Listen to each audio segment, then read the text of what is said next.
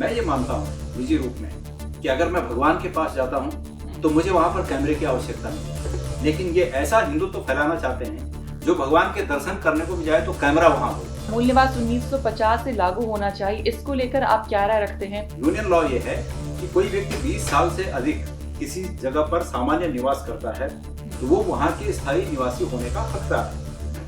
आप ये बताइए कि कोई व्यक्ति कहीं जाकर 2-4 साल रहे और गलत कागजों के आधार पर अपना सर्टिफिकेट बना ले तो वो तो उस स्थायी निवासी का भी हक मार रहा है जो उस पद के लिए एलिजिबल है, उसका भी हक। कहते हैं 70 साल में क्या किया है। मैं उनसे पूछना चाहता हूँ जिस सड़क पे वो चल रहे होंगे ना उसमें से 90% 70 साल पहले बनी है। जिस बिजली का उपयोग वो कर रहे हैं जगह जगह गांव तक, वो 90% कांग्रेस के ज़माने में हो गया। ये फ़ोन, ये सूचना क्रांति का जो काम हुआ ये कांग्रेस के टाइम हुआ। इस देश में इंटरनेट कांग्रेस के टाइम हुआ।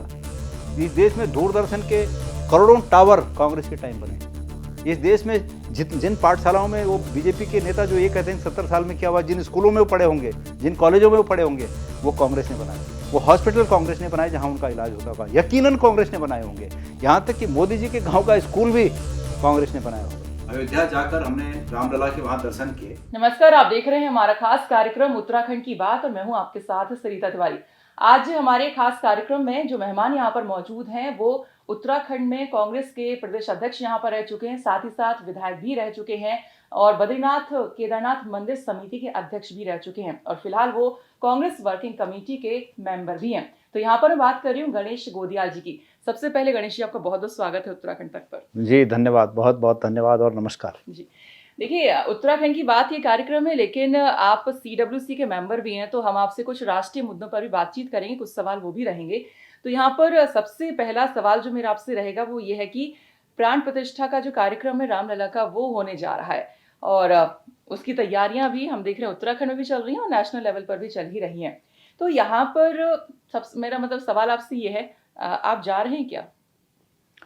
देखिए, भगवान के मंदिर में जाने के लिए आपने जो मुझे प्रश्न पूछा कि क्या आप जा रहे हैं क्या, मैं अयोध्या पहले भी गया हूँ।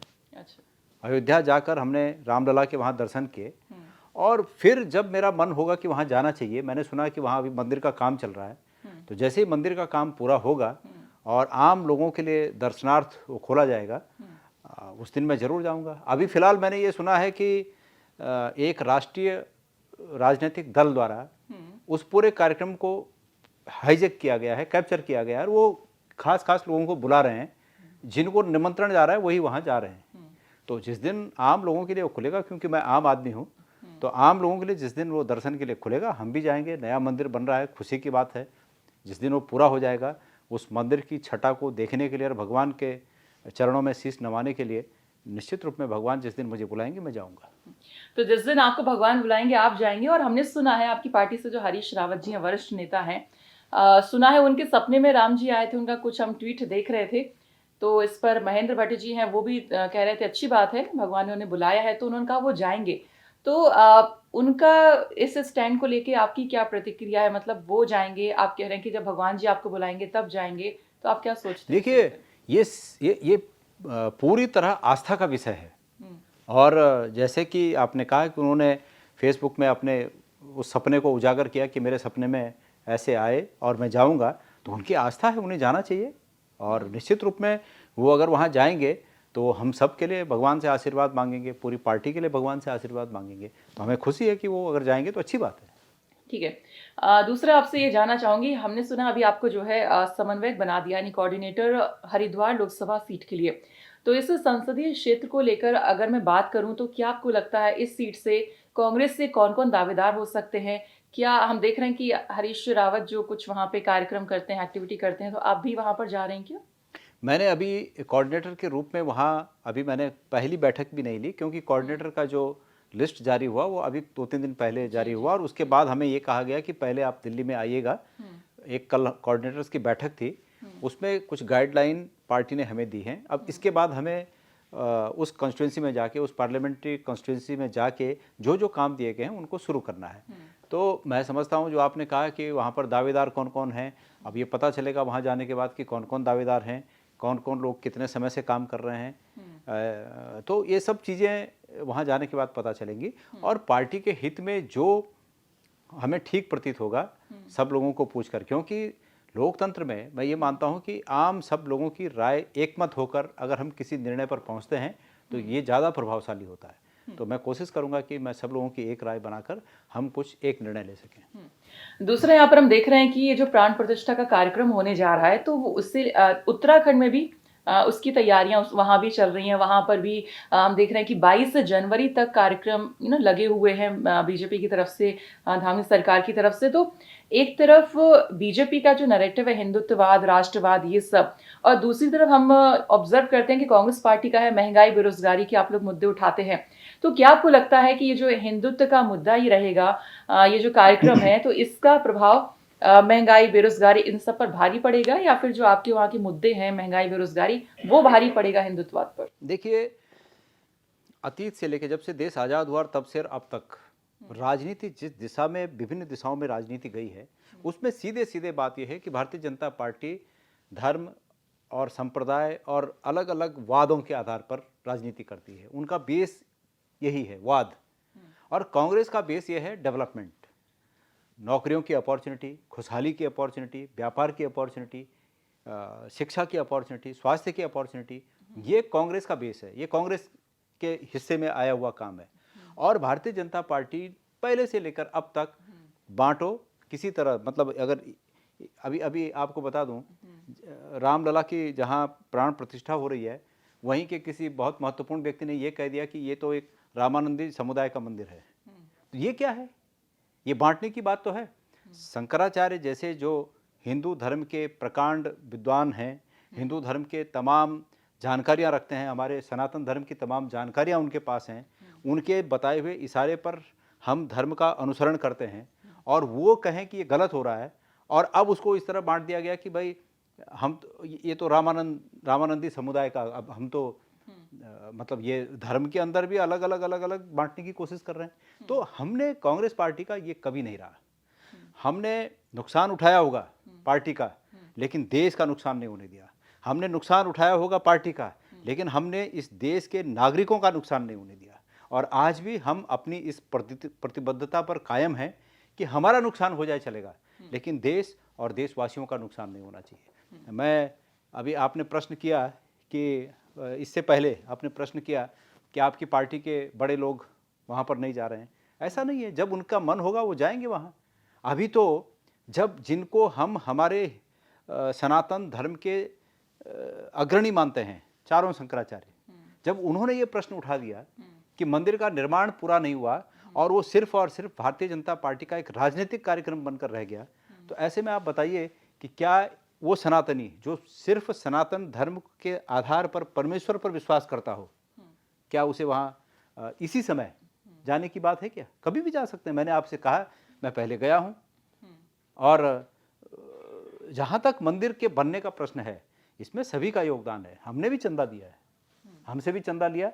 जब आए हमारे पास, चाहे वो किसी के आरएसएस के लोग आए या किसी विचारधारा के लोग आए, लेकिन आए, अच्छा काम था, हमने भी चंदा दिया। स्वर्गीय राजीव गांधी ने ताले खुलवाए, वहाँ पर पूजा शुरू करवाई। मंदिर तो हर एक देश के नागरिक का। हाँ, तो आज भारतीय जनता पार्टी और खास करके प्रधानमंत्री जी उसको जिस तरह से हाईजैक करना चाह रहे हैं, ये अशोभनीय है। मैंने सुना कि अपनी पार्टी के उन शख्सियतों को जिन्होंने इसकी शुरुआत की, उनको भी उन्होंने कहा कि आप आइएगा मत। जो मैंने सुना, अडवाणी जी हैं उसमें, मुरली मनोहर जोशी जी उसमें हैं, कि आप आइएगा मत, आपका उम्र काफ़ी हो गई है। भाई, एक बुजुर्ग व्यक्ति की उम्र अगर हो गई है तो उसके लिए तो स्पेशल बंदोबस्त किया जाना चाहिए था। शंकराचार्यों को आदेश दिया जा रहा है कि आप आइएगा तो एक व्यक्ति के साथ आइएगा, शर्तें लगाई जा रही हैं। तो मैं समझता हूँ कि, और दूसरी बात, आत्ममुग्धता की पराकाष्ठा पर जीने वाला व्यक्ति कभी धार्मिक नहीं हो सकता। जो व्यक्ति पद पर रहने के बाद आम लोगों में भेद करे, वो धार्मिक नहीं हो सकता। तो मेरा ये मानना है कि ये दिखावा कर रहे हैं, और राजनीतिक अगर वो समझते हैं कि हम इसी से चुनाव जीत सकते हैं, इसलिए ये काम कर रहे हैं। अगर 5 साल आम आदमी के लिए काम किया होता, किसानों के लिए काम किया होता, तो ये नौटंकी की आवश्यकता नहीं पड़ती। अगर इन्होंने काम किया होता, युवाओं के लिए काम किया होता, तो ऐसी आवश्यकता नहीं पड़ती। पर वो सब नहीं किया, इसलिए कुछ ना कुछ नैरेटिव फिक्स करना है और सबसे सस्ता नैरेटिव इसी में फिक्स हो सकता है कि काम कुछ ना करना पड़े, धर्म के आधार पर लोगों को बांटो, संप्रदाय के आधार पर लोगों को बांटो और उसके बाद सत्ता हमारे हाथ में आएगी। ये कोशिश है उनकी। पर मेरा ये मानना है कि धीरे धीरे आम आदमी इस बात को समझ रहा है कि ये बीजेपी के द्वारा, खास करके प्रधानमंत्री जी और उनके बड़ी वरिष्ठ जो लोग हैं उनके द्वारा एक सस्ता नैरेटिव फिक्स करने की कोशिश है जिसमें फंस कर लोग इनको वोट दें। हाँ, थोड़ा सा उत्तराखंड के एक मुद्दे पर आ जाते हैं जो आजकल थोड़ा ज्यादा ज्वलंत है, वो है मूल निवास 1950 और भू कानून की मांग यहाँ पर उठ रही है। समन्वय संघर्ष जो समिति है ये इसके आह्वान किया तो देहरादून में एक बड़ी रैली भी पीछे हुई है। तो यहाँ पर मूल निवास 1950 से लागू होना चाहिए, इसको लेकर आप क्या राय रखते हैं? कि आपको लगता है कि 1950 तक ये जो कट ऑफ बता रहे हैं वहां से ही मतलब ये लागू होना चाहिए या उसके बाद के सालों से कुछ? देखिए, इसमें मेरा ये मानना है, मैं कई बार पहले भी कह चुका हूँ कि ये व्यवस्था उत्तर प्रदेश में रहते हुए भी थी। मेरे पास स्वयं मूल निवास का सर्टिफिकेट है जो कि 97 के आसपास का जारी है। मैंने उस समय अप्लाई किया होगा तो मुझे मूल निवास का सर्टिफिकेट मिला और मुझे आज भी इस बात का गर्व होता है कि मैं उत्तराखंड का मूल निवासी हूँ। तो अगर किसी बात से मुझे गर्व होता है तो उसको रोकने की आवश्यकता क्या है? अगर लोग मूल निवास की सर्टिफिकेट की मांग कर रहे हैं तो वो प्रावधान चूंकि उत्तर प्रदेश में रहते हुए था तो उत्तराखंड में रहते हुए उसको क्यों बंद किया जाए, उस ऑप्शन को क्यों बंद किया जाए? जहां तक उन लोगों का सवाल है कि जो 1950 के बाद आकर बसे हैं तो उन लोगों का भी कोई अहित नहीं है, क्योंकि एक यूनियन लॉ है। यूनियन लॉ ये है कि कोई व्यक्ति 20 साल से अधिक किसी जगह पर सामान्य निवास करता है तो वो वहां के स्थायी निवासी होने का हकदार है। तो जो लोग 1950 की परिधि में नहीं आते उसके बाद आए हैं तो उसके बाद उनको वो स्थायी निवास मिले ना, उसमें कोई दिक्कत नहीं है। और जो मूल निवासी हैं उनको मूल निवास मिले। आपको ये बता दूं, मैं 1950 में ये बात आई थी क्योंकि उस समय पार्टीशन 47 में पार्टीशन के बाद बहुत से लोग पाकिस्तान के क्षेत्रों से आकर हिंदुस्तान को उन्होंने चुना रहने के लिए, यहाँ आए, बसे। तो उस समय प्रश्न उठा कि भाई मूल निवास का जो मुद्दा है फिर इनको कैसे दिया जाए। तो जो जहां बसा था, सरकार ने जिनको जहां बसाया, उसके बाद एक ऑर्डिनेंस जारी हुआ जिसमें यह कहा गया, राष्ट्रपति के हस्ताक्षर, उस समय के तत्कालीन राष्ट्रपति के हस्ताक्षर से ये ऑर्डिनेंस जारी हुआ जिसमें यह कहा गया कि आज के दिनांक में जो जहां पर निवास करता है वो वहां का मूल निवासी कहलाएगा। कोई तो आधार होना चाहिए। अगर हम ये कहें कि हम 1950 को नहीं मानते तो 1970 को माने, 1980 को माने, तो उसका आधार क्या होगा? ये 1950 की बात तो इसलिए हो रही है कि 1950 में तत्कालीन सरकार ने ये निर्णय किया और राष्ट्रपति ने उस नियम को हस्ताक्षरित करके जारी किया। तो वो एक आधार है, एक एविडेंस है, डॉक्यूमेंट एविडेंस है हमारे पास कि भाई जिसको आधार माना जाए। उसके बाद अगर कोई ऐसा आधार है तो जो लोग इसका विरोध कर रहे हैं, जो मूल निवास के 1950 से लागू होने का जो विरोध कर रहे हैं, उनको एविडेंस लाना चाहिए, उस पर सरकार विचार करे। मेरा ये कहना है कि उत्तराखंड की सरकार को इसमें कोई नुकसान नहीं देखना चाहिए। मूल निवास की जो मांग कर रहे हैं उन्हें मूल निवास दिया जाए, जो मूल निवास की परिधि में नहीं आते हैं उन्हें स्थायी निवास दिया जाए जो 20 साल पूरा करते हैं। ये नहीं होना चाहिए कि ये हमारे राजनीतिक हित में है तो हमने ये कर दिया, ये हमारे राजनीतिक हित में नहीं है तो वो हमने अलग कर दिया। ऐसा नहीं होना चाहिए और कर भी नहीं सकते। जैसे हम देख रहे हैं जो समिति इसको लेकर जो ये सब मांग कर रहे हैं तो उनका ये कहना है कि जो मूल निवासी है उनको ही नौकरियों में ज्यादा प्रेफरेंस मिले। तो ऐसे फिर जो आप कह रहे हैं कि 15-20 साल जो रह चुके हैं उनको स्थायी निवास प्रमाण पत्र उनका हो और वो बनवा भी लेते हैं लोग, तो उनको नौकरी में, देखिए उनका भी ये नहीं है। उनकी बात ये है कि जिन लोगों ने गलत तरीकों से अपने स्थायी निवास के प्रमाण पत्र बनाकर नौकरियां हासिल कर ली, फर्जी डॉक्यूमेंट बना के जिन्होंने हासिल कर ली है, वो नहीं होना चाहिए। उन्होंने लिस्ट भी निकाल ली कि किसने फर्जी जो है तो उस पर सरकार को संज्ञान लेना चाहिए और सरकार को कार्रवाई करनी चाहिए। आप ये बताइए कि कोई व्यक्ति कहीं जाकर 2-4 साल रहे और गलत कागजों के आधार पर अपना सर्टिफिकेट बना ले तो वो तो उस स्थायी निवासी का भी हक मार रहा है जो उस पद के लिए एलिजिबल है, उसका भी हक मार रहा है वो। तो जो इस तरह से बाईपास करके बीच में आकर लोगों का हक छीन रहे हैं उसको तो सरकार को ध्यान तो ऐसे फर्जी मतलब प्रमाण पत्र बनाने वाले और जो मतलब बनवा रहे हैं दोनों ही अपराधी हो गए। दोनों भी अपराधी हैं। जिन अधिकारियों ने वो प्रमाण पत्र बनाए हैं और उसकी छानबीन पूरी नहीं की, माना ये आवश्यक हो कि स्थायी निवास प्रमाण पत्र के लिए एक एफिडेविट देना है कि भाई मैं यहाँ से 20 साल से यहाँ पर निवास करता हूँ, माना ये शर्त है, और किसी ने एक एफिडेविट बना लिया, लेकिन ये जांचना तो उस अधिकारी का काम है ना कि इस एफिडेविट में उसके द्वारा ली गई जो शपथ है, इसमें जो कह रहा है इन तथ्यों की जांच की जानी चाहिए। देखिए यहाँ तक माना जाता है कि आपको 15 साल पहले कोई उस पते पर कोई लेटर आया क्या, कोई पत्र आया क्या, और अगर वो भारतीय पोस्ट विभाग से वो सत्यापित है कि ये पत्र आपको पोस्ट से इस पते पर आया है, तो उसको भी डोमिसाइल के लिए एलिजिबिलिटी बनी जाती है। यहाँ तक है आपका बैंक अकाउंट हो उस पते पे, रेगुलर चल रहा हो बैंक अकाउंट, तो उस वर्ष के लिए वो भी चीज डॉक्यूमेंट के रूप में स्वीकार की जाती है डोमिसाइल के लिए। तो ये जो है सरकार का काम है कि सरकार छानबीन करे, और जिन लोगों ने गलत तरीके से डोमिसाइल बनाकर यहाँ की नौकरियों को हत्या लिया है और वहाँ के लोगों के हकों को छीना है, सरकार उनके खिलाफ कार्रवाई करे, ऐसे अधिकारियों पर भी कार्रवाई करे। और अभी पीछे हमने देखा था केदारनाथ पे थोड़ा हम रुक करते हैं, आपके जो नेता हैं राहुल गांधी वहां पर मौजूद थे, और आई थिंक पार्टी से सिर्फ आप ही उनके साथ वहां पर मौजूद थे, तो कोई खास वजह सिर्फ आपको ले जाने की? नहीं, ऐसा नहीं है। ये हमारा कर्तव्य बनता है कि हमारे नेता वहां पर जब जा रहे हों तो हम जो कुछ हो सके सहयोग करें, वहां जाकर सहयोग करें। और चूंकि मैं बद्रीनाथ केदारनाथ में अध्यक्ष रहा हूं, तो मैंने ये उचित समझा कि मुझे वहां पर होना चाहिए, और मैं स्वयं वहां पर गया। ऐसा नहीं कि वो उन्होंने मुझे कहा तब मैं वहां पर गया, ऐसा नहीं है, मैं स्वयं वहां पर गया। और मेरी बहुत दिनों से मेरी भी इच्छा थी, मैं भी केदारनाथ बहुत दिनों से नहीं गया था। तो ये तो हर एक व्यक्ति की इच्छा होती है कि मैं अपने नेता के साथ केदारनाथ में दर्शन कर लूं, भगवान के दरबार में साथ में चला जाऊं। तो ये हर एक की इच्छा होती है, मेरी भी ऐसी इच्छा थी, प्रभु ने मेरी इच्छा पूरी कर ली। ठीक है, थोड़ा सा लोकसभा चुनावों पर आ जाते हैं। तो 5 अगर सीटों की हम बात करें तो कांग्रेस पार्टी की क्या तैयारी चल रही है, क्या मुद्दे आप लोग लेकर जाएंगे जो कि ये जो हिंदुत्ववाद का नैरेटिव है इस पर भारी पड़े, तो तैयारी को लेकर थोड़ा सा बताइए। देखिए, जहां तक हिंदुत्व की बात है, हम उनसे ज्यादा सहिष्णु और धर्मवादी व्यक्ति हैं। जो लोग हिंदुत्व की बात कर रहे हैं उनसे ज्यादा हैं, लेकिन हम इस बात का दिखावा नहीं करते हैं। मैं ये मानता हूं निजी रूप में कि अगर मैं भगवान के पास जाता हूं तो मुझे वहां पर कैमरे की आवश्यकता नहीं है, लेकिन ये ऐसा हिंदुत्व फैलाना चाहते हैं जो भगवान के दर्शन करने को भी जाए तो कैमरा वहां हो। ये ऐसे हिंदुत्व को फैलाना चाहते हैं। मैं इसका निजी रूप में मैं इससे सहमत नहीं हूं। मैं चाहता हूं कि मैं और जब मैं भगवान के दर्शन करने जाऊं तो मेरे और उनके बीच कोई ना हो, कैमरामैन भी नहीं। कैमरे की आवश्यकता ही क्या है? भगवान को और माँ को प्रणाम करने के लिए कैमरे की आवश्यकता होती है। वो तो इसी 4-5 साल 2014 के बाद ही हमने देखा कि माँ को प्रणाम करने के लिए भी कैमरा चाहिए और भगवान को प्रणाम करने के लिए भी पहले कैमरा वहां चाहिए। ये हमने अभी देखा। लेकिन हमारा जो हिंदुत्व है वो मानवता का हिंदुत्व है। हमारा जो हिंदुत्व है वो मानवता के कल्याण का हिंदुत्व है, विश्व के कल्याण का हिंदुत्व है, और वास्तविक रूप में हिंदुस्तान को विश्व गुरु बनाने का हमारा हिंदुत्व है।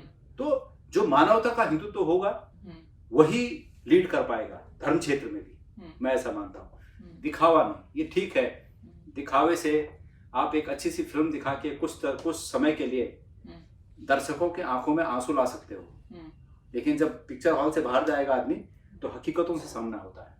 बस आज उसी स्थिति में हिंदुस्तान है। जब इस फिल्म से जब बाहर जाएंगे, जो फिल्म दिखाई जा रही है अच्छे दिनों की, तथाकथित अच्छे दिनों की जो फिल्म दिखाई जा रही है, जब इस फिल्म से बाहर जाएंगे तो बाहर जाने के बाद हकीकत से रूबरू होना पड़ेगा, और हकीकत बहुत अलग है। हकीकत यह है कि युवा निराश है, हकीकत यह है किसान परेशान है, हकीकत यह है कि हमारी फौज में जो अग्निवीर योजना लागू कर दी गई उससे फौज कहीं, मैं समझता हूं कि कंफर्टेबल स्थिति में नहीं है। सिर्फ बोल नहीं सक रहे हैं, डर के मारे डराया जा रहा है हर आदमी को।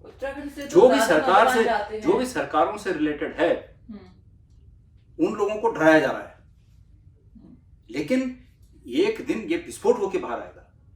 कितना सहेगा आदमी? विपक्ष के नेताओं को डराया जा रहा है। आपको बता दूं मैं, कैसी नैतिकता है हमारे देश के प्रधानमंत्री में और हमारे देश की केंद्र सरकार में कि राष्ट्रवादी पार्टी के नेता ईडी का समझ आता है कि 70,000 करोड़ का आपने घोटाला किया है, आप आ जाइए, बुक हो जाइए, और अगले दिन वो बीजेपी में चले जाते हैं तो कोई केस नहीं है, साफ हो गए। छगन भुजबल जी का केस पे पता चला है कि वो ईडी जवाब दे रही है कि भाई वो फाइल ही गुम हो गई है। बीजेपी को वॉशिंग मशीन, तो वॉशिंग मशीन बना दी इन्होंने। इन्होंने अनैतिकता की वासीन जो मशीन बना रखी है, इसका भंडाफोड़ होगा, इसका पर्दाफाश होगा। एक दिन इनको जवाब देना पड़ेगा। समय बदलते रहता है इस दुनिया में। सबसे बड़ी सच्चाई ये है इस कि समय हमेशा एक सा नहीं रहता है, और जिस दिन ये समय बदलेगा उस दिन आसान नहीं होगा। ये अलग बात है कि कांग्रेस पार्टी बदले की भावना से काम नहीं करती है, लेकिन इस देश की जनता तो जान रही है ना, आगे समझेगी ना क्या हुआ, कहाँ चले गए हम। आज कहते हैं 70 साल में क्या किया है। मैं उनसे पूछना चाहता हूँ, जिस सड़क पे वो चल रहे होंगे ना, उसमें से 90% 70 साल पहले बनी है। जिस बिजली का उपयोग वो कर रहे हैं जगह जगह गांव-गांव तक, वो 90% कांग्रेस के ज़माने में हो गया। ये फ़ोन, ये सूचना क्रांति का जो काम हुआ, ये कांग्रेस के टाइम हुआ। इस देश में इंटरनेट कांग्रेस के टाइम हुआ। इस देश में दूरदर्शन के करोड़ों टावर कांग्रेस के टाइम बने। इस देश में जिन पाठशालाओं में वो बीजेपी के नेता जो ये कहते हैं 70 साल में क्या हुआ, जिन स्कूलों में वो पढ़े होंगे, जिन कॉलेजों में वो पढ़े होंगे, वो कांग्रेस ने बनाए। वो हॉस्पिटल कांग्रेस ने बनाए जहां उनका इलाज होता होगा, यकीनन कांग्रेस ने बनाए होंगे। यहाँ तक कि मोदी जी के गाँव का स्कूल भी कांग्रेस ने बनाया होगा। और बोलते हैं 70 साल में क्या हुआ। ये कहना कि 70 साल में कांग्रेस ने क्या किया, ये इसी प्रकार है जिस प्रकार एक नालायक बेटा अपने बाप को कहे कि तुमने क्या किया। कोई बेटा, नालायक बेटा अपने बाप को कहे कि तुमने क्या किया, खुद कुछ ना करता हो, खुद बाप की खेती बेचता हो, बाप का घर बेचता हो, और बाप को कहे कि तुमने कुछ नहीं किया, ये इसी के समान है। आज जो सरकारी संपत्तियां कांग्रेस ने अर्जित की, उनको बेचकर सरकार चला रहे हैं और पूछते हैं कांग्रेस ने क्या किया। तो ये है, इन्होंने आम लोगों की आंखों में जो वादों का नशा घोल रखा है, जो वादों का धूल झोंक रखा है, वो कोहरा, वो कुहासा कुछ दिन में छंटेगा। और जब छंटेगा तो लोगों को साफ तस्वीर सामने आएगी कि हम ठगे गए। एक चीज़ और बता दूं मैं, ये मनोविज्ञान है। किसी को ये जरूर है, हमारे पास जो सबसे टफ टास्क है वो ये है कि दुनिया की ये सच्चाई है कि किसी को ठगना आसान है, लेकिन उसको ये समझाना कि तुम ठगे गए, ये समझाना मुश्किल है।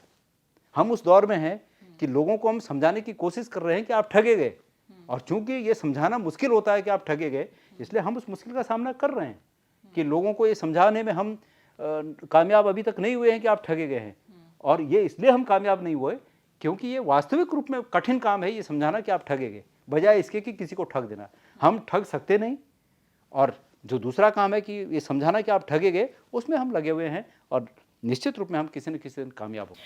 एक आखिरी सवाल, मणिपुर से न्याय यात्रा ही शुरू हो रही है, तो यही एक संदेश है कि भाई जिस तरह से हम सुन रहे हैं कि सामाजिक न्याय, आर्थिक न्याय, राजनीतिक न्याय सबको मिले। तो जब न्याय की बात आती है तो उत्तराखंड के अंदर हम देखते हैं, एक तो मणिपुर वाला, वहाँ पे भी महिलाओं का इशू रहा है और काफ़ी लंबा विवाद वहाँ पे चला, और यहाँ उत्तराखंड में भी महिला से ये जुड़ा इशू रहा है न्याय को लेकर, अंकिता भंडारी केस को लेकर। तो क्या आपको लगता है जो न्याय यात्रा है, तो उसमें अगर हम अंकिता केस की बात करें तो कहाँ तक न्याय पहुँचा है? आपका प्रश्न बहुत ही अहम है, और उत्तराखंड के परिप्रेक्ष्य में ही नहीं, ये पूरे भारतवर्ष के परिप्रेक्ष्य में बहुत ही महत्वपूर्ण है। ये एक शर्म की बात है कि मणिपुर में जो घटित हुआ उसको अपने शब्दों में बयां करना भी अपने आप में शर्मनाक है। मैं उसको अपने शब्दों में दोहराना नहीं चाहता। पूरी दुनिया ने देखा कि वहाँ पर क्या हुआ। उसके बाद केंद्र के हमारे जो रहनुमा हैं, वो आज तक वहाँ मणिपुर के नाम पर, जाना तो दूर, उन्होंने मणिपुर के नाम पर मौ नहीं बोला है। उस घटना के प्रति खेद जताना तो बड़ी बात है, लेकिन उसी प्रकार आज अंकिता भंडारी हत्याकांड जो हुआ, वहाँ भी ऐसे ही है। अभी आपको बताऊं मैं, लेटेस्ट कितनी बड़ी विडंबना है कि अंकिता की मां ने रो रो कर, सोशल मीडिया में वीडियो हमने देखा, रो रो कर एक व्यक्ति का नाम लिया जो भारतीय जनता पार्टी के उत्तराखंड के संगठन मंत्री हैं, संगठन महामंत्री हैं, उनका नाम लिया। और पुलिस अंकिता की मां को कह रही है कि आप बताइए आप कैसे नाम ले रहे हो, क्या आपके पास प्रमाण है इसका। उन्होंने एक संदिग्ध व्यक्ति का नाम लिया। पुलिस को उसको अरेस्ट करना चाहिए, पुलिस को उसके फ़ोनों की कॉल डिटेल निकालनी चाहिए, पुलिस को उसके तमाम जितने भी कम्युनिकेशन के साधन होते हैं उनकी डिटेल निकालनी चाहिए। वो निकालने के बजाय उसको वो गांव की बेचारी महिला जो इस बारे में कुछ कह नहीं सकती, उसने लोगों की सुनी सुनाई बातें कह दी, और लोगों ने जो कहा होगा ऐसी तो नहीं कहा होगा। माना किसी के ऊपर आरोप लगता है तो ऐसी तो नहीं, उसकी जांच तो होनी चाहिए ना। हो सकता है कि वो व्यक्ति निर्दोष हो। हम ये नहीं कहते हैं कि अंकिता की मां ने बोल दिया तो बीजेपी का संगठन मंत्री वीआईपी था और इसी ने ये सब किया, ऐसा नहीं कह सकते हम।